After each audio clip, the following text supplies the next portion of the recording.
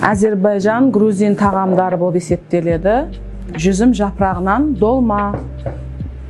Осылай бізге фарш, піскен күріш, чеснок, пияз және де қарабұрыш, тұз қосып араластырамыз.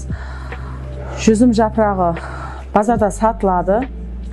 Жүзім жапырағын алған кезде суық суға жуып, жарты сағатқа суық суға салып қойсаңыздар, тұзын алады.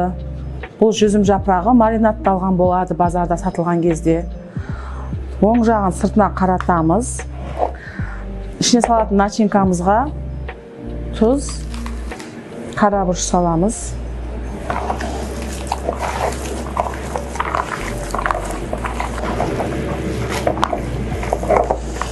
Бұны қалауыңызға қарай ішіне укроп, петрушка қоссаңыздар да болады.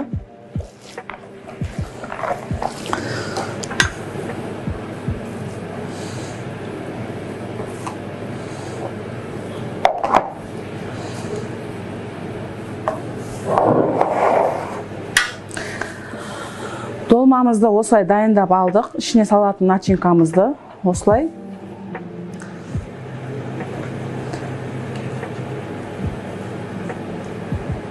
Жасап аламыз.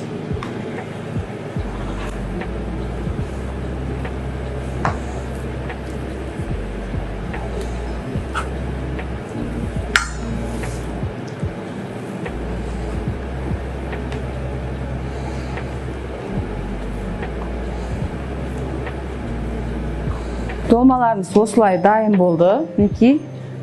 Енді біз бұны духовкада пісірсеңіздер де болады. Если қазан мен кастрюльге пісірсе де болады. Осылай тізіп шығамыз дағын.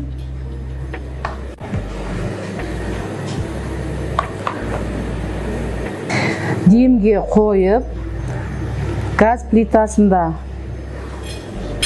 жай ғана отқа жай қойып пісіріп аламыз 30 минутта. Кішкене ғана астына су құйып жіберсеңдер болады. Осылай тізіп шықтым.